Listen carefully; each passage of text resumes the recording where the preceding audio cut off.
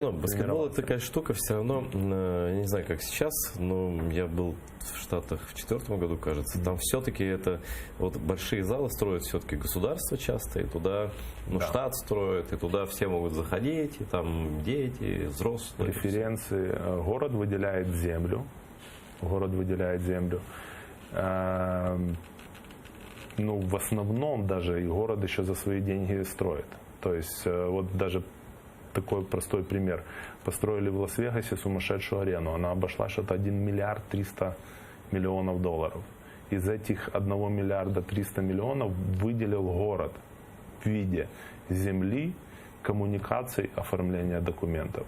То есть частные, эта команда, которая там играет, это частные инвесторы, они, то есть, заплатили только половину от этого.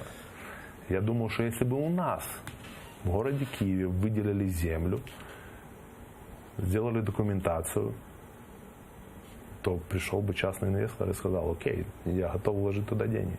А так кто туда придет?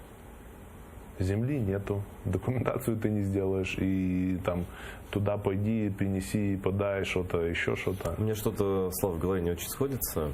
Наверное, это тот нечастый случай, когда мэром столицы страны является профессиональный спортсмен. В общем, твой коллега, только в другом виде спорта. Такой очень на самом деле скользкий вопрос. Меня вот даже, я вот участвовал в последнем, как это сказать, конференции, семинар, где меня попросили просто выступить, обмен опытом, рассказать, какие новые технологии в спорте, как это все работает и все тому подобное. Но было главное условие, чтобы я ни под каким соусом не вспоминал Кличко. Почему? Потому что я в одном интервью его вспомнил, и я как бы сказал, дословно скажу, что Кличко мог бы сделать, что я Кличком разочарован, и что Кличко, как мэр-спортсмен, мог бы сделать намного больше, чем он это сделал. И он мне это вспоминает до сих пор. Вот реально он мне вспоминает до сих пор. Это безобидная фраза.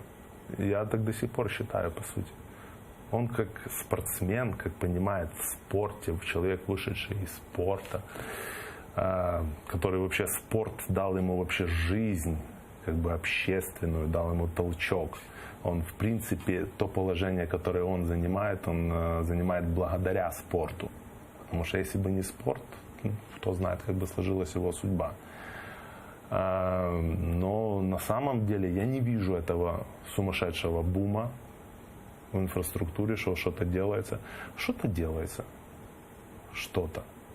Ну, хочется каких-то. Я, например, поездил по миру, видел, как это в других странах.